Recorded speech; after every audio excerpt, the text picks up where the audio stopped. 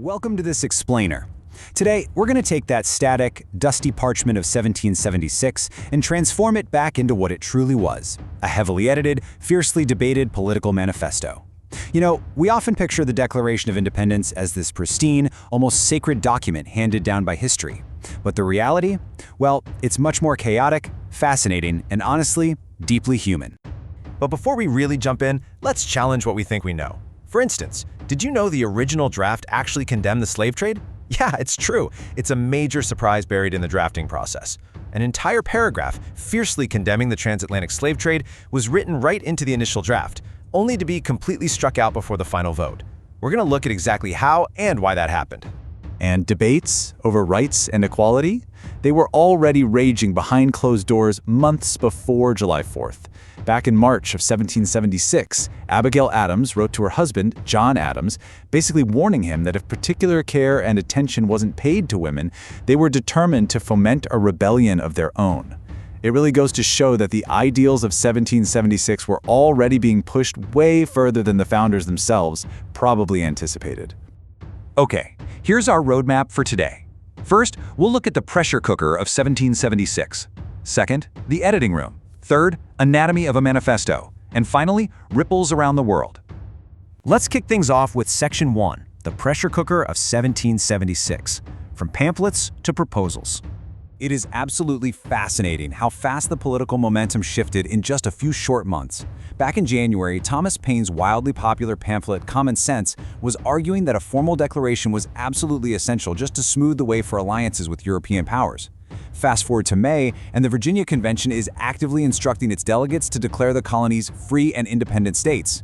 And this whole buildup culminates on June 7th, when Richard Henry Lee officially proposes in Congress that all political connection between the colonies and Great Britain ought to be totally dissolved. Because remember, the founders weren't just writing in a vacuum. They were literally pulling directly from economics, international natural law, and English history to justify their rebellion. In March of 1776, Adam Smith published The Wealth of Nations in London, which really questioned the high costs of maintaining an empire. Meanwhile, Emmerich de Vattel's legal treatise gave them the exact phrasing for free and independent states. And when it actually came time to draft the grievances against King George III, Thomas Jefferson heavily borrowed from the 1689 English Bill of Rights, which, had previously been used to indict King James II. So to manage this explosive political shift, Congress appoints what they called a Committee of Five. Their job: to draft the ultimate justification for their break from Britain. And here's a wild detail. On that exact same day, June 11th, Congress was also meeting with representatives of the Haudenosaunee Confederacy, desperately trying to secure their friendship and neutrality. So the creation of this iconic document is happening simultaneously with high-stakes on-the-ground diplomacy. All right, moving on to Section 2, the editing room. Drafts, changes, and deletions. The crucial thing to understand here is that this text was a collaborative evolution. It wasn't just a solo act. Benjamin Franklin and John Adams actually helped tweak Jefferson's initial wording into the iconic phrase we all know today. See, Jefferson originally wrote that the truths of equality and inherent rights were sacred and undeniable.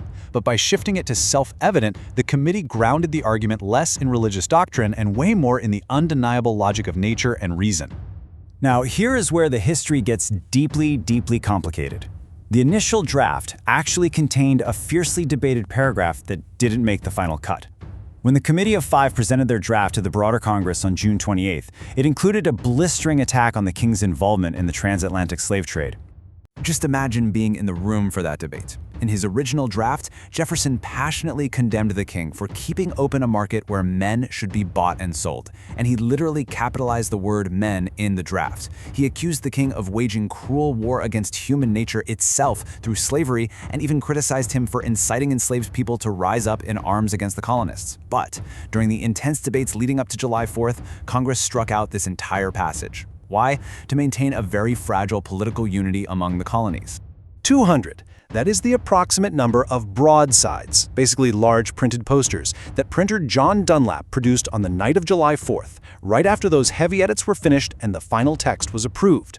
Congress rushed the finalized text to Dunlap's print shop that very evening. Out of those roughly 200 original broadsides, only 26 are known to survive today. And this is important to remember. This printed poster was the format the public first saw, not some fancy signed parchment. Okay, Section 3, Anatomy of a Manifesto, deconstructing the final text. The famous phrase, "We hold these truths to be self-evident," anchors the second paragraph of the document, and it does something really important. It totally shifts the document from just a standard legal complaint into a profound philosophical statement. The text boldly asserts that governments are instituted among men specifically to secure these rights, deriving their just powers solely from the consent of the governed. Now, these unalienable rights, specifically listed as life, liberty, and the pursuit of happiness, were the ideological foundation that justified the massive list of grievances that followed. The whole concept here is that if a government becomes destructive to these natural rights, it is the right and, honestly, the duty of the people to alter or abolish it altogether. And all those grievances that follow, they aren't just a random list of complaints thrown together. The text strategically builds a narrative of escalating tension. It moves from bureaucratic overreach straight into open, violent warfare. The long list of usurpations is designed to prove the king's intent to establish an absolute tyranny. It starts with him refusing to pass laws for the public good and dissolving representative houses. Then it escalates into cutting off world trade and imposing taxes without consent. Finally, it reaches a climax with sheer military aggression, like transporting large armies of foreign mercenaries and exciting domestic insurrections. Finally, the document concludes with a definitive, legally binding resolution. And this really cements the treasonous reality that the signers were risking everything. They explicitly claim all the powers of independent nations, the power to levy war, conclude peace, and establish commerce. And they end it with that famous solemn mutual pledge of their lives, fortunes, and sacred honor. They were fully aware that if this rebellion failed, they could all be hanged for treason. Which brings us to our final section. Ripples around the world, immediate reactions and fallout. Almost immediately, this document started working as a tool for diplomacy, alliance building, and literally inciting on-the-ground revolution throughout the rest of the year. On July 9th, right after the declaration was read aloud in New York, an energized crowd actually tore down a statue of King George III. Just 10 days later, the United States signed a treaty of alliance with the Mi'kmaq Nation, explicitly using the wording of the declaration to separate from Great Britain. By August, the text was already being reprinted in London newspapers, and by December, Benjamin Franklin was over in Paris, using the brand new status of the United States to negotiate crucial French military support. But, as you might expect, not everyone was impressed. Over in Britain, philosopher Jeremy Bentham sarcastically mocked the document's claim of equality, just calling it a cloud of words. In an unofficial response drafted in London, Bentham aimed directly at the idea that all men are created equal, basically joking that to say so means a newborn baby has the exact same political power as a magistrate. He viewed the entire document as just a rhetorical smokescreen used by men trying to subvert lawful government. Similarly, political opponents, like loyalist Thomas Hutchinson, immediately weaponized the text to point out the glaring contradiction between the founders' words and their actions.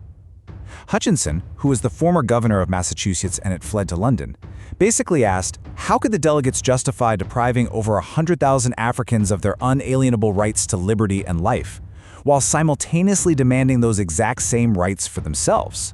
But at the exact same time, individuals like Lemuel Haynes, a young black soldier and future minister, seized those very same words to pioneer a powerful, decades-long movement. He used the Declaration as a cudgel against the institution of slavery. Haynes recognized that if the truths of the second paragraph were indeed self-evident, then they absolutely had to apply universally. He, alongside others in the fall of 1776, began utilizing the Declaration's own framework to elevate the fight for human rights, completely bypassing the hypocrisy of its authors. So that leaves us with a final thought for this explainer. The Declaration wasn't just a static, one-time event in 1776, but a living, breathing argument that we are quite literally still unpacking today. What began as a diplomatic necessity to secure foreign alliances instantly became a philosophical battleground. The words debated in that humid room in Philadelphia have inspired both global revolutions and deep, ongoing domestic reckonings. As you leave this explainer today, ask yourself, how do the heavy edits, the deleted passages, and the immediate global pushback of 1776 continue to echo in our definitions of equality and independence right now? Thanks so much for joining me, and keep questioning the history behind the parchment.